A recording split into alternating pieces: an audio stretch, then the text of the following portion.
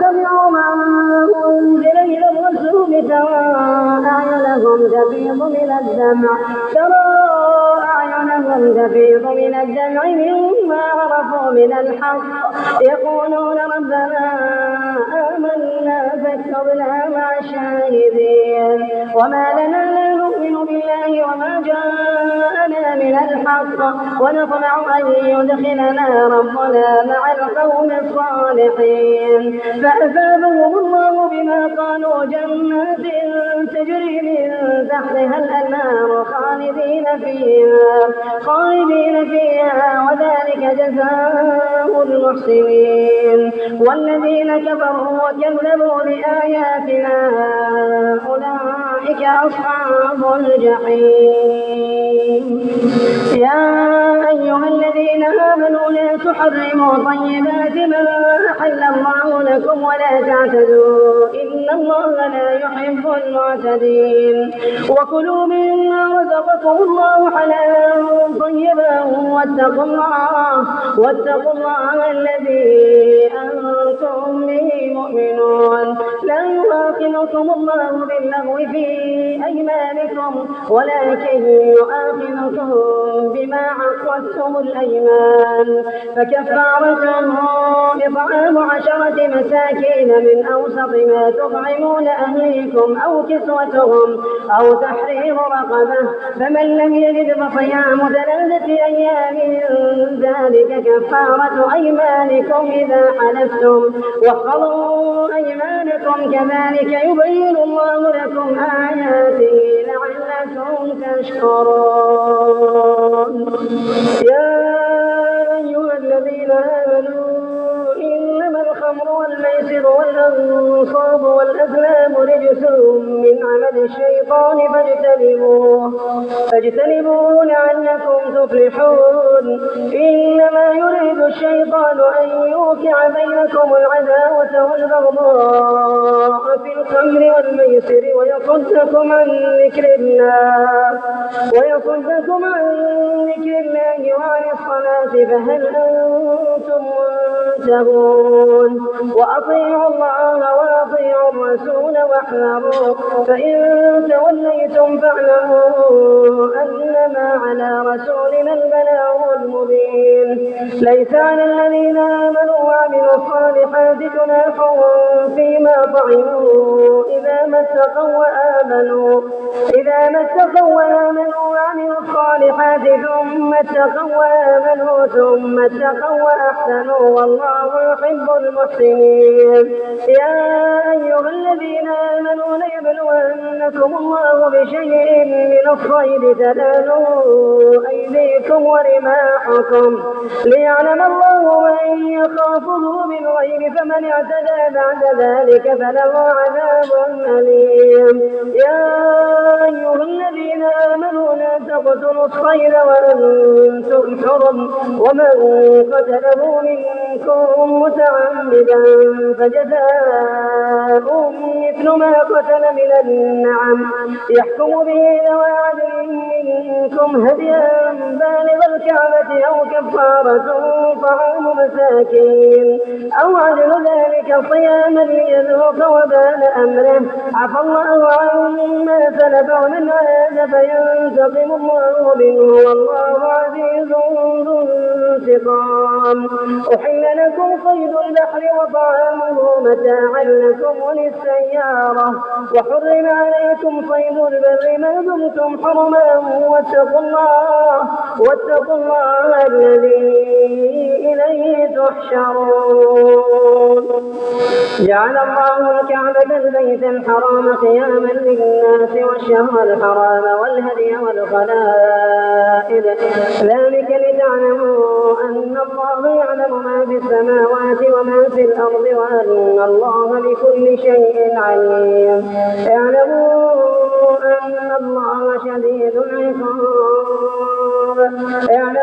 أن الله شديد العقاب وأن الله غفور رحيم ما على الرسول إلا البلاغ والله يعلم ما تبدون وما تكتمون.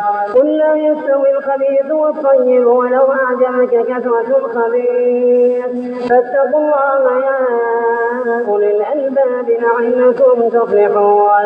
يا أيها الذين آمنوا لا تسألوا عن أشياء إن تبد لكم تسؤكم وإن تسألوا عنها حين ينزل القرآن تبد لكم عفى الله عنها والله غفور حليم. قد سألها قوم من قبلكم ثم أصبحوا بها كافرين. ما جعل الله من بحيرة ولا سائبة ولا وصيلة ولا حام ولكن الذين كفروا يفترون على الله الكذب وأكثرهم لا يعقلون. وإذا قيل لهم تعالوا إلى ما أنزل الله وإلى الرسول قالوا حسبنا ما وجدنا عليه آباءنا ولو كان آباؤهم لا يعلمون شيئا ولا يهتدون. يا أيها الذين آمنوا عليكم أنفسكم لا يضركم من ضل إذا اهتديتم إلى الله مرجعكم جميعا فينبئكم بما كنتم تعملون.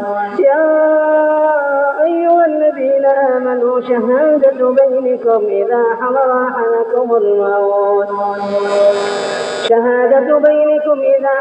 أحدكم الموت حين الوصية اثنان ذوى عدل منكم أو آخران من غيركم إن أنتم ضربتم في الأرض فأصابتكم مصيبة الموت تحبسونهما من بعد الصلاة فيقسمان بالله إن ارتبتم لا نشتري به ثمنا ولو كان ذا قربى ولا نكتم شهادة الله إنا إذا لمن الآثمين. فإن عثر على أنهما استحقا إثما فآخران يقومان مقامهما من الذين استحق عليهم الأوليان فيقسمان بالله لشهادتنا أحق من شهادتهما وما اعتدينا إنا إذا من الظالمين. ذلك أدنى أن يأتوا بالشهادة على وجهها أو يخافوا أن ترد أيمانهم بعد أيمانهم واتقوا الله واسمعوا والله لا يهدي القوم الفاسقين. يوم يجمع الله الرسل فيقول ماذا أجبتم قالوا لا علم لنا إنك أنت علام الغيوب. إذ قال الله يا عيسى ابن مريم اذكر نعمتي عليك وعلى والدتك إذ أيدتك بروح القدس تكلم الناس في المهد وكهلا وإذ علمتك الكتاب والحكمة والتوراة والإنجيل وإذ تخلق من الطين كهيئة الطير بإذني فتنفخ فيها فتكون طيرا بإذني وتبرئ الأكمه والأبرص بإذني وإذ تخرج الموتى بإذني وإذ كففت بني إسرائيل عنك إذ جئتهم بالبينات فقال الذين كفروا منهم إن هذا إلا سحر مبين.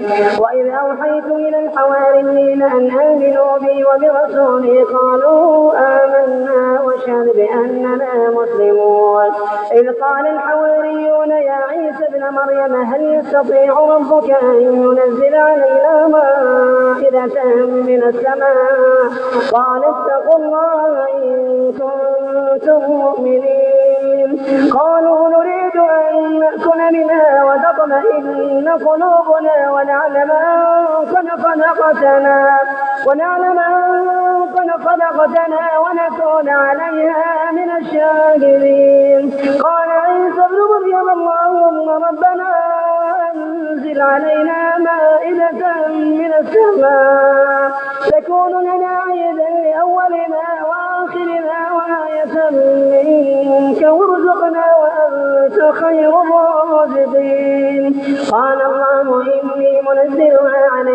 فمن يكفر بعد منكم فإني أعذبه عذابا لا أعذبه أحدا من العالمين.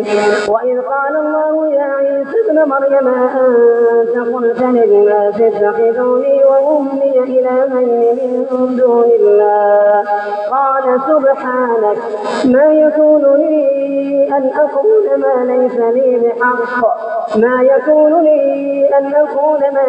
لي بحق إن كنت قلته فقد علمته تعلم ما في نفسي ولا أعلم ما في نفسك إنك أنت علام الغيوب.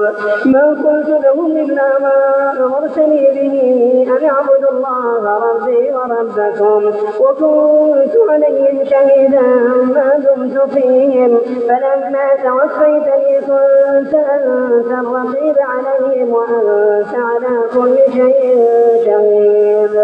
إن تعذبهم فإنهم عبادك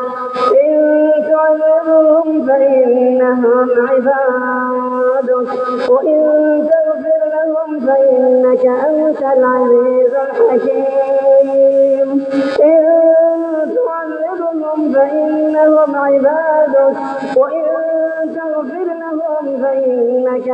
العزيز الحكيم.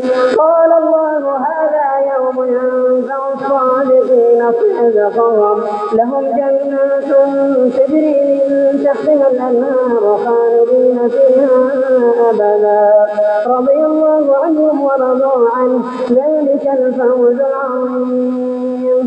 لله ملك السماوات والأرض وما فيهن وهو على كل شيء قدير.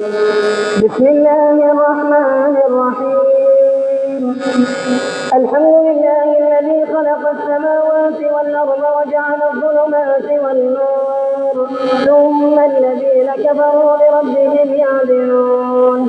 هو الذي خلقكم من طين ثم قضى أجلا وأجل مسمى عنده ثم أنتم تمترون. وهو الله في السماوات وفي الأرض يعلم سركم وجهركم ويعلم ما تكسبون وما تأتيهم من آية من آيات ربهم إلا كانوا عنها معرضين.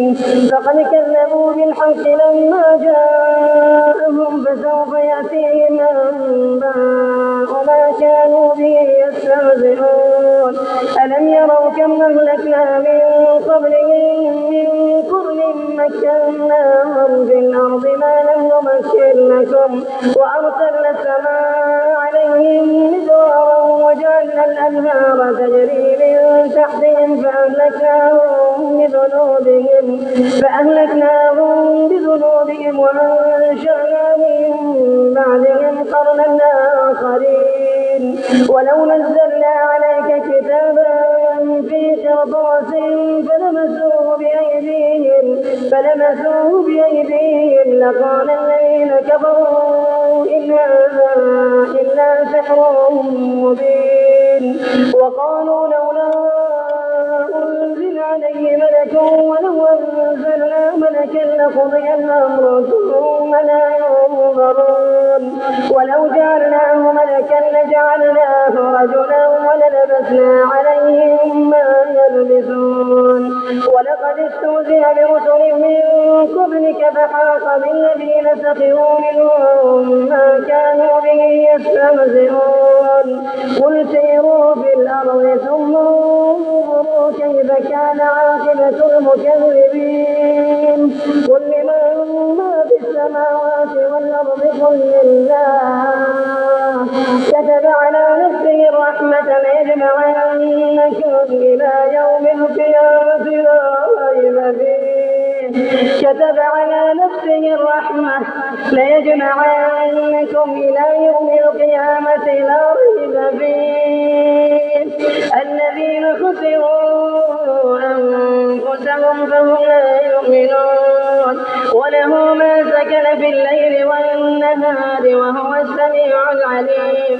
قل أغير الله أتخذ وليا فاطر السماوات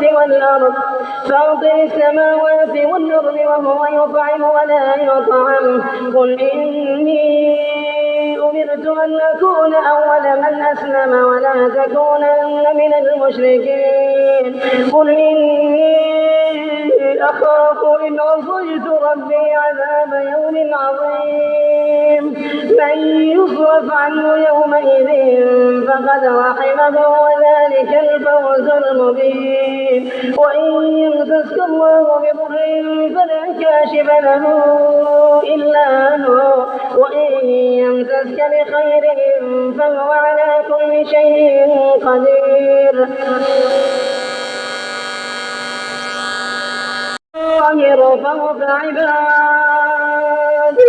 وهو القاهر فوق عباده وهو الحكيم الخبير.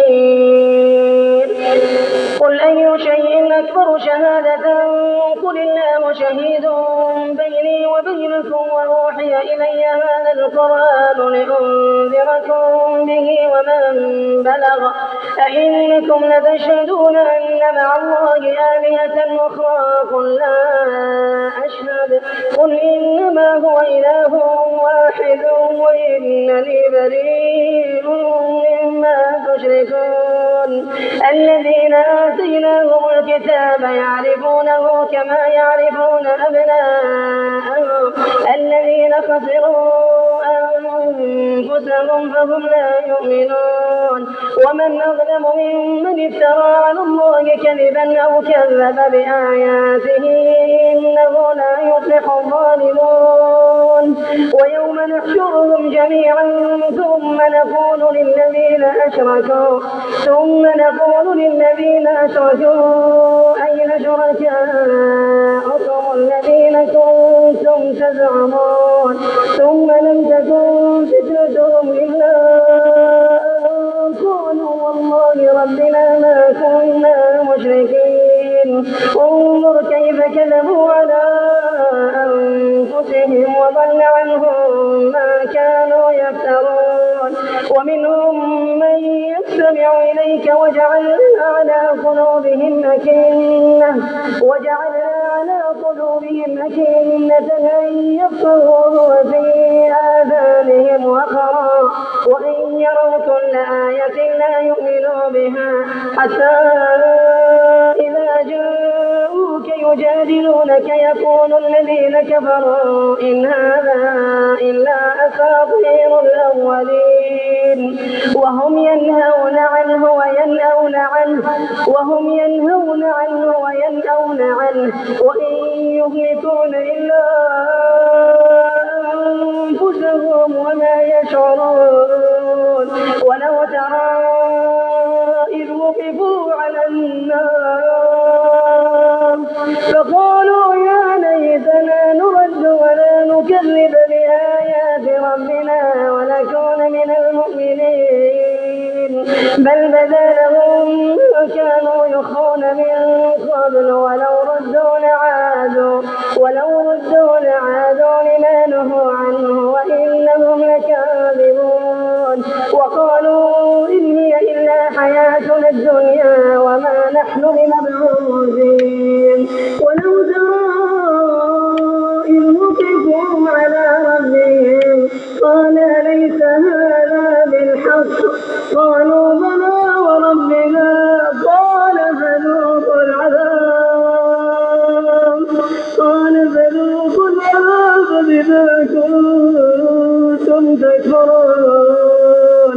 قد خسر الذين كذبوا بلقاء الله حتى إذا جاءتهم الساعة بغتة قالوا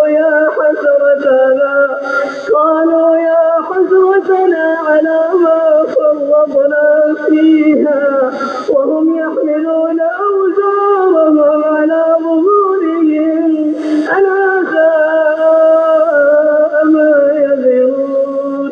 وهم يحملون أوزارهم على ظهورهم ألا ساء ما يزرون.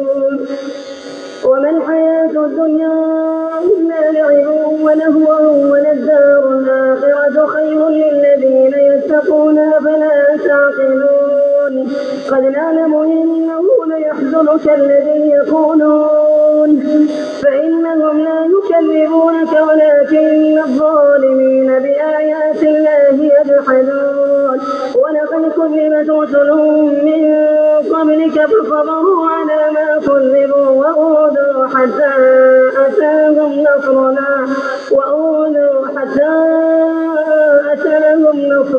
ولا مبدل لكلمات الله ولقد جاءك من نبأ المرسلين وإن كان كبر عليك إعراضهم فإن استطعت أن تبتغي نفقا في الأرض أو سلما في السماء فتأتيهم بآية ولو شاء الله لجمعهم على الهدى فلا تكونن من الجاهلين إنما يستجيب الذين يسمعون والموتى يبعثهم الله ثم إليه يرجعون وقالوا لولا نزل عليه آية من ربه قل إن الله قادر على أن ينزل آية ولكن أكثرهم لا يعلمون وما من دابة في الأرض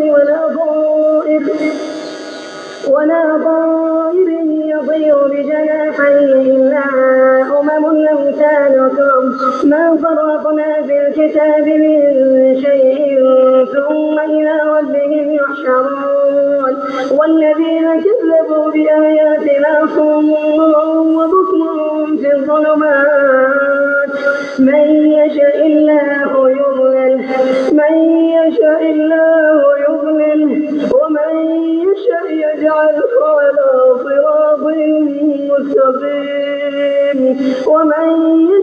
يجعله على صراط مستقيم قل أرأيتكم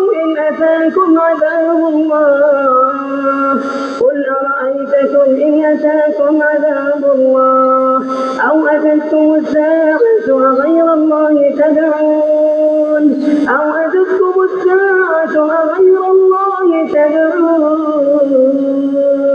أغير الله تدعون إن كنتم صادقين بل إياه تدعون فيكتب ما تدعون إليه إن شاء وتنسون ما تشركون ولقد أرسلنا إلى من قبلك فأخذناهم بالبأساء والضراء لعلهم يتضرعون فلولا إذ جاءهم بأسنا تضرعوا ولكن قست قلوبهم وزين لهم الشيطان ما كانوا يعملون فلما نسوا ما ذكروا به فتحنا عليهم أبواب كل شيء حتى إذا فرحوا بما أوتوا أخذناهم بغتة فإذا هم مبلسون فقطع دابر القوم الذين ظلموا والحمد لله رب العالمين. قل أرأيتم إن أخذ الله سمعكم وأبصاركم وختم على قلوبكم من إله غير الله يأتيكم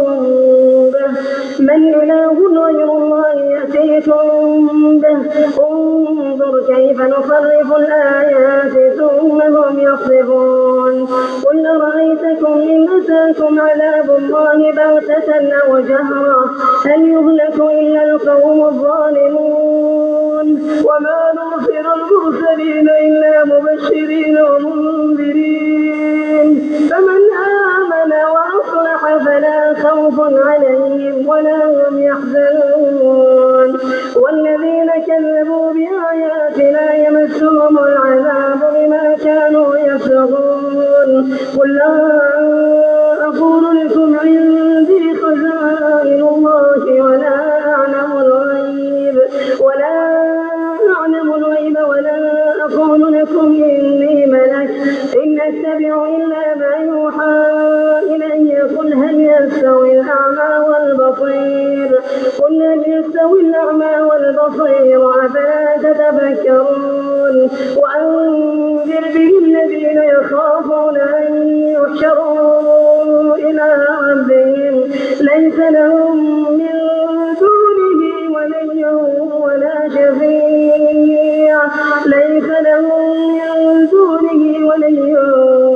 شفيع لعلهم يتقون ولا تطرد الذين يدعون ربهم بالغداة والعشي يريدون وجهه ما عليك من حسابهم من شيء وما من حسابك عليهم من شيء فتطردهم فتكون من الظالمين وكذلك فتنا بعضهم ببعض ليقولوا أهؤلاء من الله عليهم من بيننا أليس الله بأعلم بالشاكرين وإذا جاءك الذين يؤمنون بآياتنا فقل سلام عليكم كتب ربكم على نفسه الرحمة أنه من عمل منكم سوءا بجهالة ثم تاب من بعده وأصلح فأنه غفور رحيم وكذلك نفصل الآيات ولتستبين سبيل المجرمين قل إني نهيت أن أعبد الذين تدعون من دون الله قل لا أتبع أهواءكم قد ضللت إذا وما أنا من المهتدين قل إني على بينة من ربي وكذبتم به ما عندي ما تستعجلون به إن الحكم إلا لله يقص الحق وهو خير الفاصلين قل لو أن عندي ما تستعجلون به لقضي الأمر بيني وبينكم والله أعلم بالظالمين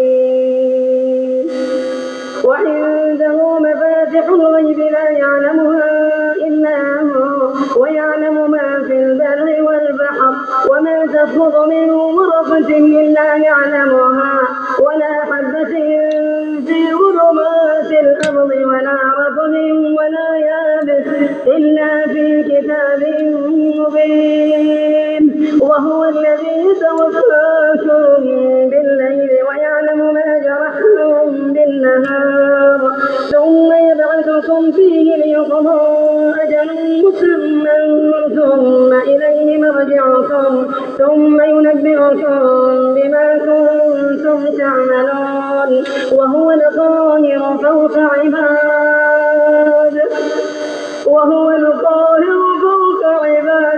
ويرسل عليكم حفظة حتى إذا جاء أحدكم الموت توفته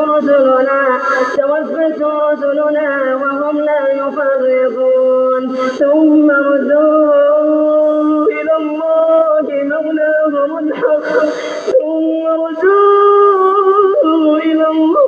مولاهم الحق ألا له الحكم وهو أسرع الحاسبين قل من ينجيكم من ظلمات البر والبحر تدعونه تضرعا وخفيا لئن أنجانا من هذه لنكونن من الشاكرين قل الله ينجيكم منها ومن كل كرب ثم أنتم تشركون قل هو القادر على أن يبعث عليكم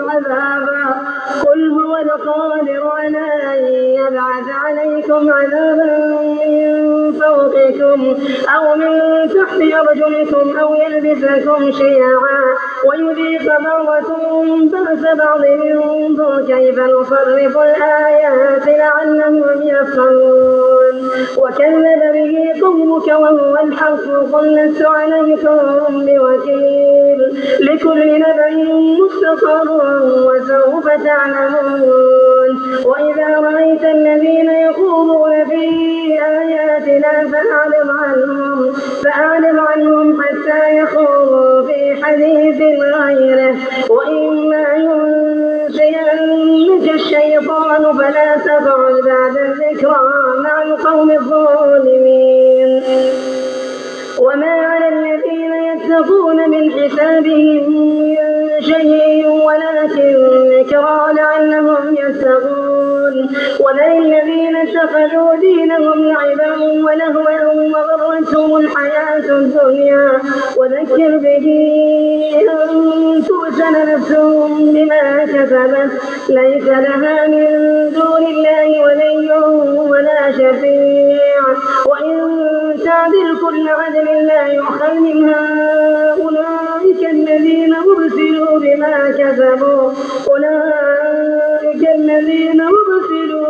كسبوا لهم شراب من حميم وعذاب أليم بما كانوا يكفرون.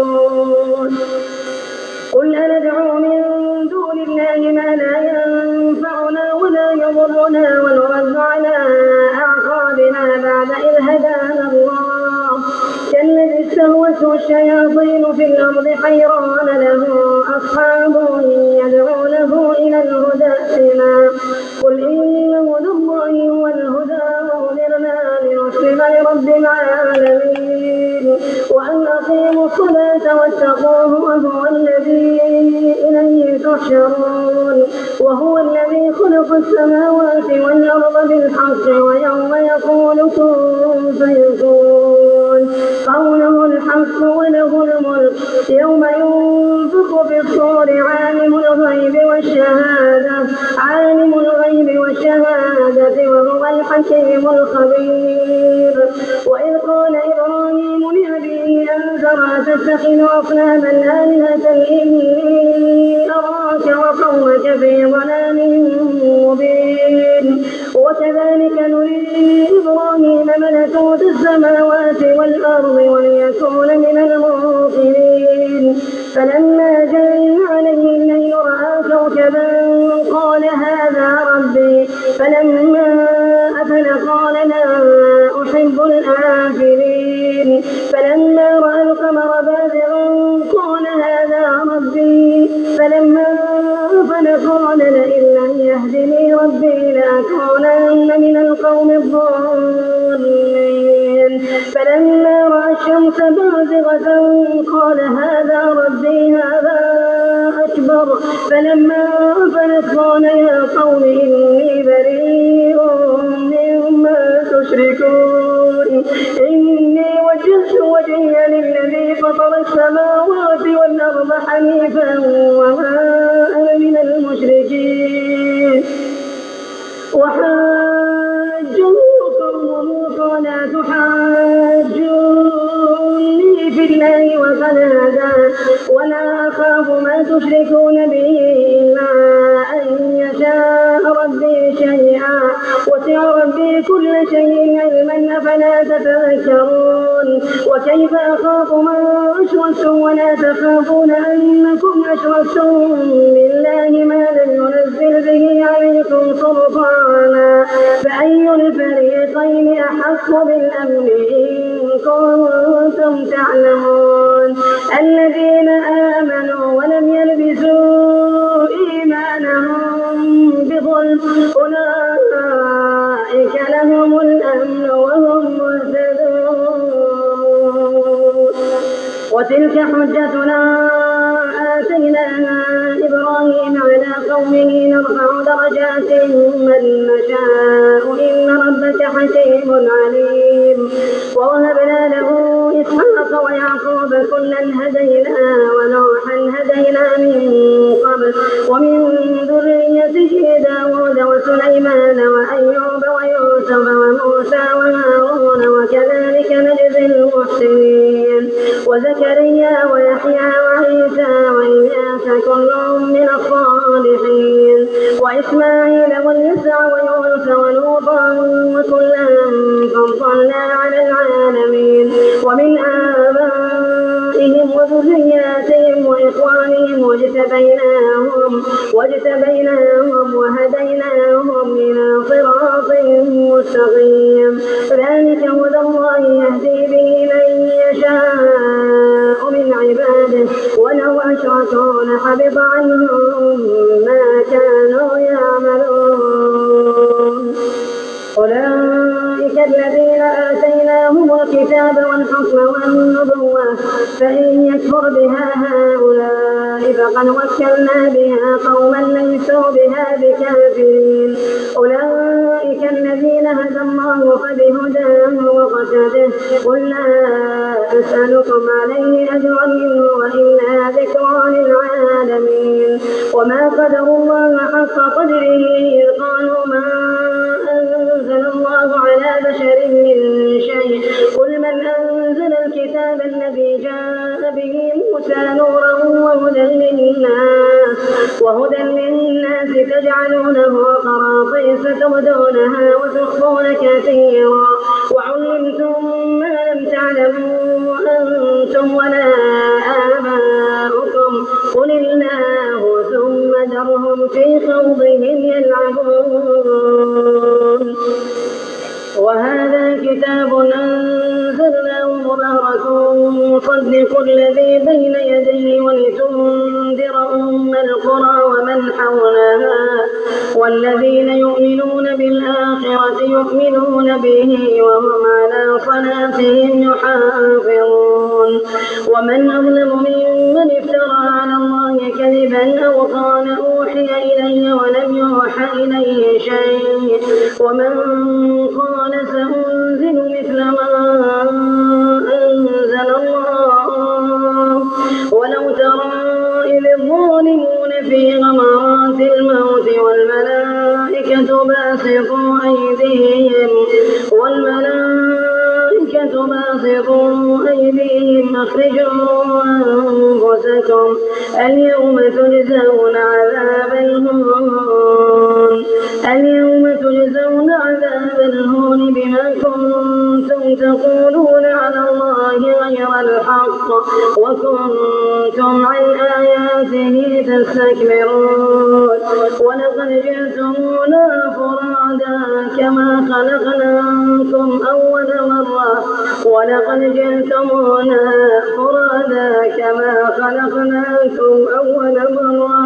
وتركتم ما خولناكم وراء ظهوركم وما نرى معكم شفعاءكم الذين زعمتم أنهم فيكم شركاء لقد تقطع بينكم وضل عنكم ما كنتم تزعمون. إن الله فالق الحب والنوى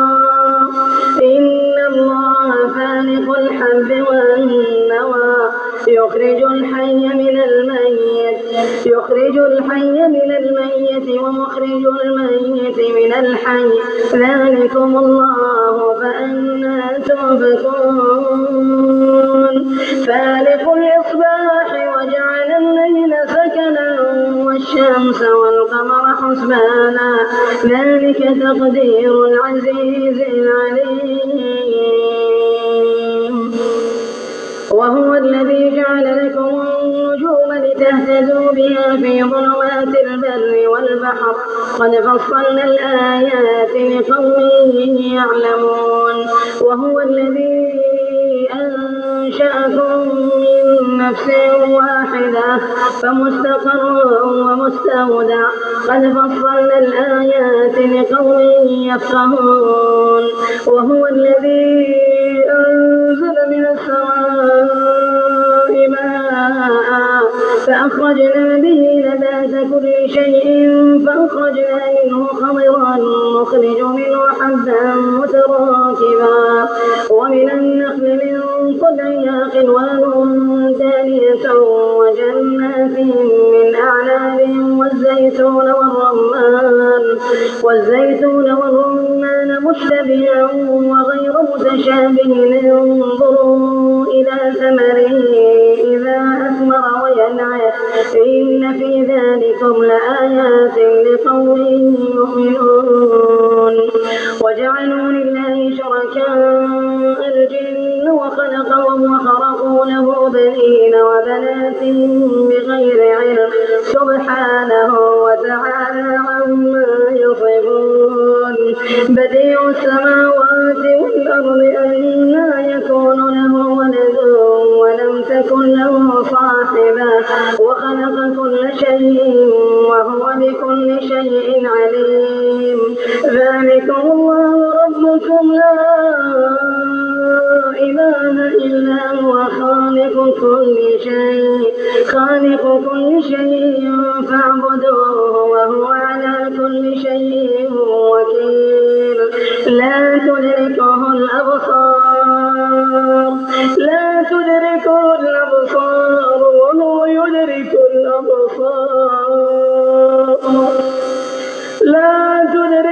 الأبصار وهو يدرك الأبصار وهو اللطيف الخبير قد جاءكم بصائر من ربكم فمن أبصر فلنفسه ومن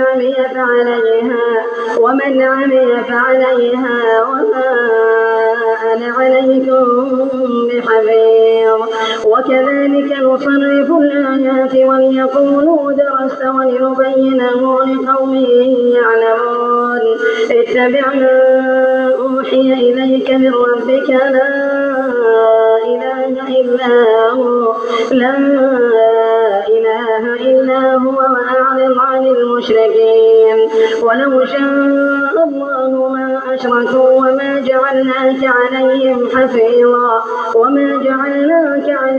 حفيظا وما أنت عليهم بوكيل ولا تسبوا الذين يدعون من دون الله فيسبوا الله عدوا بغير علم كذلك زينا لكل أمة عملهم ثم إلى ربهم مرجعهم فينبئهم بما كانوا يعملون وأقسموا بالله جهد أيمانهم لئن جاءتهم آية ليؤمنن بها قل إنما الآيات عند الله وما يشعركم أنها إذا جاءت لا يؤمنون ونقلب أفئدتهم وأبصارهم كما لم يؤمنوا به أول مرة ونذرهم في طغيانهم يعمهون.